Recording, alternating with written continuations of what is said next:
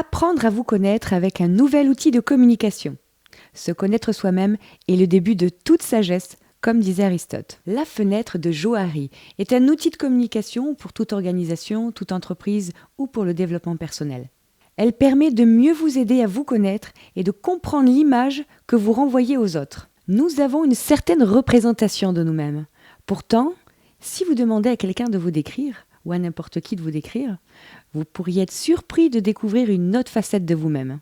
La fenêtre de Johari est divisée en 4 cadrans qui représentent à la fois une vision de vous-même et celle des autres sur vous. Le premier cadran, l'espace public, ce que vous et les autres connaissent sur vous-même. C'est ce que vous exprimez de manière verbale ou non verbale devant les autres.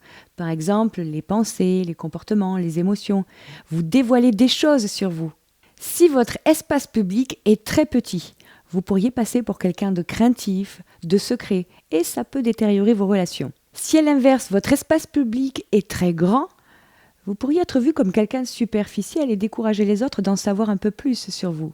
L'intérêt, comme toujours, c'est de trouver le juste milieu, selon votre façon d'agir. Dans le monde de l'entreprise, cet espace est important pour une bonne cohésion et pour nouer des liens plus forts qui améliorera la productivité. Le deuxième cadran, l'angle mort, ce que les autres connaissent sur vous-même, mais que vous ignorez. Par exemple, des comportements ou des choses que vous dites qui affectent les autres dont vous n'avez pas conscience. Ou encore des mimiques comme « du coup »,« en fait »,« je vois ». Plus vous demandez des retours des autres, et plus vous serez conscient de cette image de vous-même chez les autres. Et puis cet angle mort réduira. Si votre angle mort est très petit, cela peut signifier que vous vous connaissez très bien, et c'est une bonne chose. Ou alors que c'est votre zone mystère qui est trop grande. Si à l'inverse, votre angle mort est très grand, cela peut dire que vous n'êtes pas conscient de l'image que vous renvoyez aux autres, et il est temps d'agir. Dans le monde de l'entreprise, il y a des moyens qui permettent de réduire cet angle mort, comme les feedbacks. Le troisième cadran, l'espace privé, ce que vous connaissez sur vous-même et que les autres ignorent. Ce sont toutes les informations personnelles que vous ne souhaitez pas dévoiler. Par exemple, les expériences vécues, les peurs, les émotions, les secrets, etc. Cependant, avoir un jardin secret est une bonne chose.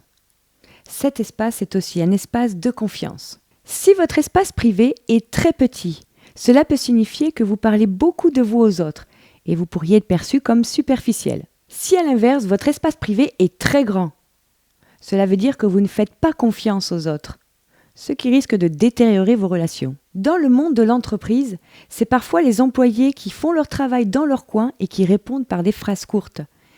Ils pourraient être des atouts pour les autres, s'ils se dévoilaient un peu. Et enfin, quatrième cadran, la zone mystère, ce que ni vous ni les autres ne connaissent sur vous-même. C'est là où réside votre potentiel et vos atouts cachés, comme vos talents et vos capacités que vous ignorez.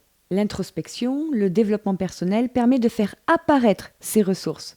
C'est l'inconscient qui dirige cette partie-là de vous-même. Parfois, ce sont des expériences négatives qui ressurgissent, et d'autres fois, c'est la confiance en soi qui est retrouvée.